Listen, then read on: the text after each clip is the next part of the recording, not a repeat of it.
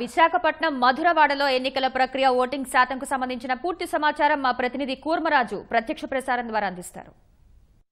విశాఖ జిల్లాలో సార్వత్రిక ఎన్నికలు ఈసారి పెద్ద ఎత్తున ఈవీఎంల మొరాయింపు తొలి 2 గంటల్లోనే ఈవీఎంల మొరాయింపు ప్రధానమైన సమస్యగా మారింది. ఎందుకంటే మొత్తం 1300కు పైగా ఈవీఎంలు సమస్య రావడం, వాటిని మార్చడం లేదా వాటిని అక్కడే మరమ్మతులు చేసి పునర్వినియోగానికి సిద్ధం చేయడం, వీటన్నిటితోటి సమయం దాదాపు 2 నుంచి 2.5 గంటల పాటు ఆలస్యంగా ప్రతి పోలింగ్ కేంద్రంలోని పోలింగ్ ప్రక్రియ ఆలస్యంగా మొదలు కావడంతో ఈ సమయం చాలా పోలింగ్ కేంద్రాల్లో ఇంకా పోలింగ్ ప్రక్రియ కొనసాగుతున్న దృశ్యాలు మనం చూస్తున్నాం. ఇప్పటికీ కూడాను ఓటర్లు బారులు తీరి ఉన్న దృశ్యాలైతే మనకి విశాఖ నగరంలోని రైల్వే న్యూ కాలనీ, అలాగే మధురవాడ బెతానీ హై స్కూలు ఇవన్నీ కూడాను చాలా పెద్ద ఎత్తున ఓటర్లతోటేమో ఇంకా ఉన్నాయి. వీరంతా కూడాను ఓటు వేసి, అంటే ఎన్నికల సంఘం నిర్దేశించిన ప్రకారం ఏ వ్యక్తి కూడాను ఓటు వేయడానికి వచ్చిన వ్యక్తి ఏ వ్యక్తి కూడాను ఓటు వేయకుండా వెళ్ళకూడదు అన్న ఒకే ఒక సిద్ధాంతంతో దాన్ని వారంతా కూడాను పోలింగ్ కేంద్రంలో ఉన్న వారందరికీ కూడాను సాయంత్రం 6 గంటల లోపు పోలింగ్ కేంద్రానికి చేరుకున్న వారందరికీ కూడాను ఓటు హక్కు వినియోగించుకునే విధంగా వీరందరికీ కూడాను ఓటర్ స్లిప్లు ఇచ్చి వారిని ఓటు వేసుకునేందుకు వీలుగానేమో ఇక్కడ యంత్రాంగం చాలా, అంటే ప్రధానంగా ఈ సమస్య రావడానికి ఈవీఎంలు మొరాయింపు ఒకటైతే ఇవి ప్రత్యేకంగా వీటన్నిటిలోని సాంకేతిక సమస్య ఒక ప్రధాన కారణంగాను, అలాగే చాలా నెమ్మదిగా మందగుడిగా పోలింగ్ సాగడం అనేది ఒక ప్రధాన అంశంగా మనం చెప్పాల్సి ఉంటుంది.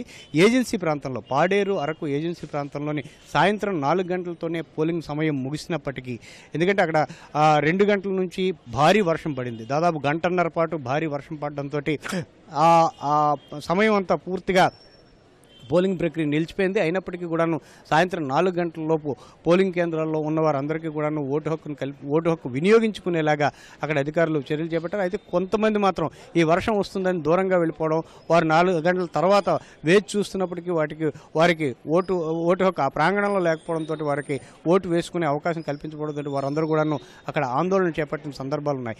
ఇంకా కూడాను కొన్ని పోలింగ్ కేంద్రాల్లో అరకు పాడేరు కొన్ని పోలింగ్ కేంద్రాల్లోని ఓటర్లు ఇంకా క్యూ లైన్లో వేచి చూస్తున్న సందర్భాలు ఉన్నాయి.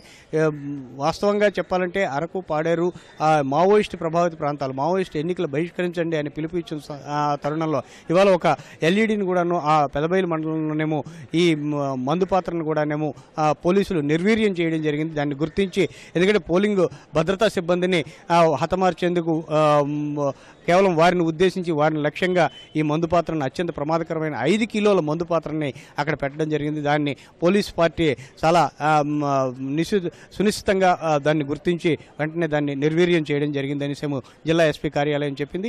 ఈ మొత్తం జిల్లాలో ఎక్కడా కూడా ఎటువంటి అవాంఛనీయ ఘటనలు మాత్రం జరగలేదు. ఈవీఎంల మొరాయింపు మాత్రం ఈ పోలింగ్ ప్రక్రియలో చాలా చికాకైన అంశాలుగా మనం చెప్పాల్సి ఉంటుంది. ఎందుకంటే 3 గంటల వరకును కేవలం 46% మాత్రమే జిల్లాలో సగటు పోలింగ్ నమోదైంది. 5 గంటల దాకా కొన్ని ప్రాంతాల్లోనేమో 61, కొన్ని ప్రాంతాల్లో 52 నుంచి 61% పోలింగ్ నమోదైనట్లుగా 5 గంటల వరకు, అంటే ఇప్పుడు 6 గంటల తర్వాత ఎంతమంది ఓటు వేశారో వీటన్నిటిని గణించి తుది పోలింగ్ శాతం తేల్చడానికి ఇంకా చాలా సమయం పట్టే అవకాశం ఉందని అధికారులు చెప్తున్నారు. కెమెరామెన్ సి శ్రీనివాస్తో Kurmaraju, ETV news, Visakhapatnam. Over to studio.